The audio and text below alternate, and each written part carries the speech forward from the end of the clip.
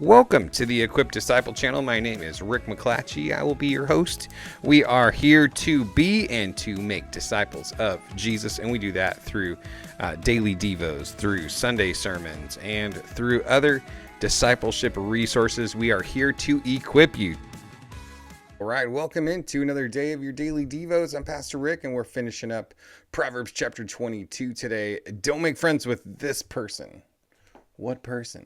It's not me, just to let you know. But we'll go ahead and we will jump in and we will figure out who is this person that we are not supposed to be friends with. We'll also talk about a few other things, just the value of listening to wise words. The Lord is the champion of the poor. Again, don't make friends with this person. Don't be a co-signer, and work to be a person skilled in their work. So what's that all about? Let's jump in. Verse 17 says this: listen closely, pay attention to the words of the wise, and apply your mind to my knowledge. For it's pleasing if you keep them within you, and if they're constantly on your lips. And I've instructed you today, even you, so that your confidence may be in the Lord. Haven't I written for you 30 sayings about counsel and knowledge? So listen closely, pay attention, be really, really intentional about taking in the wise words. And there's some benefits that come along with it, but listen closely, pay attention, apply your mind. Like how much more can you tell people to, like, hey, really, really dig in here, really pay attention, really lock in on this, because it just, man, keeping the wise words within you and keeping them on your lips. So there's not just a matter of like internalizing it, but it needs to be something that becomes something that you're talking about, something that you say all the time, because you want to keep wise words on your lips. One is to tell other people about the wisdom that you're gaining. Secondarily, though, you also want to change the language that you use in day-to-day life, because the words that you speak, we've talked about it a lot, the power of life and death in the tongue, that you eat the fruit of the words that you speak, because the words that you speak have such an impact on the world around you, the people around you, the circumstances around you.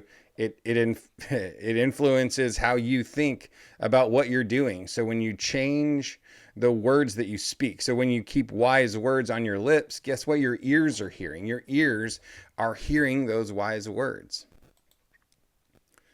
Growing in wisdom actually helps you to trust the Lord more. Like it says right here, so that, verse 19, so that your confidence may be in the Lord. And there's something really pleasing about it. So it's pleasing, and it helps you trust the Lord more. And then also, in order to teach you true and reliable words, so that you may give a dependable report to those who sent you. So it turns you into a reliable, a dependable messenger. Isn't that what we're supposed to be for the Lord?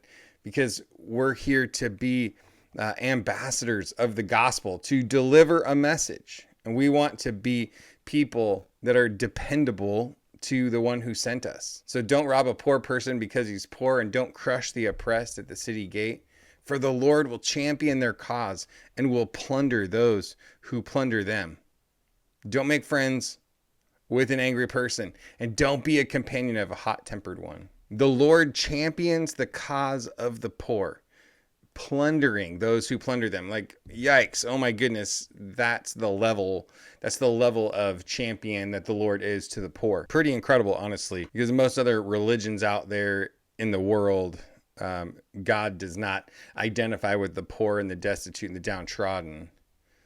It's more like, relating to the rich and the wealthy and the, the higher class, whatever. So pretty cool that the God of the Bible champions the poor, the orphan, the widow, and just defends their cause. I love it. It's awesome.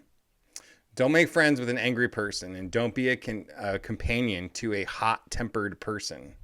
So this is the person that we were talking about at the beginning. Don't make friends with an angry person. Watch out if the people that you are kind of friending are just constantly angry people. Why is that? Verse 25 goes on to explain a little bit. Or you will learn his ways and entangle yourself in a snare. So there's something about anger that is basically a little bit contagious, that you learn the way they talk, the way they act. You end up learning that behavior. You end up learning those ways and then tangle yourself in a snare. So don't befriend yourself. Don't become companions with the angry and the hot-tempered person. Don't be one of those who enters agreements and who puts up security for loans. And if you have nothing with you with which to pay, even your bed will be taken from under you. One more warning about not being a cosigner. Like, how many times do they want to try to drill this through our heads? It's kind of like the one where I mentioned,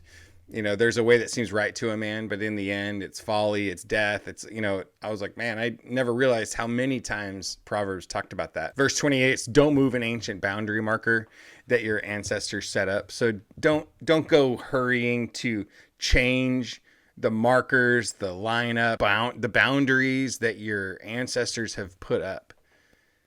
Don't practice what a lot of people call, I think maybe C.S. Lewis was the first one, like chronological snobbery. To look back on days gone by and to think that we're so much more intelligent, we're so much more informed, that they just didn't know. And so don't move the ancient boundary markers. But in order to even have that conversation, you kind of need to be aware of where the ancient boundary markers are. So be aware of where they are, and then don't be going around and moving them. Pay attention to the people that have gone before us. Pay attention to what they learned and what they wrote, and be familiar with church history. And there's all kinds of ways that verse really can kind of be applied to our lives. And verse 29, the last verse of the chapter, do you see a person skilled in his work? He will stand in the presence of kings. He will not stand in the presence of the unknown. And so whatever your hands find to do it heartily before the Lord. Work towards excellence in the things that God has gifted you to do, the things that God has assigned you to do. Don't just do it half-heartedly, because the person that is skilled in his labor, the person that's skilled in his work, he's going to stand in the presence of kings, and it's going to increase the influence of the work that God has put into your hands. And so let's not waste our opportunity. Let's be good stewards of the skill, the talent, and the ability that God has put into our hearts. So with that, God bless you. Have a great day. I'll see you tomorrow.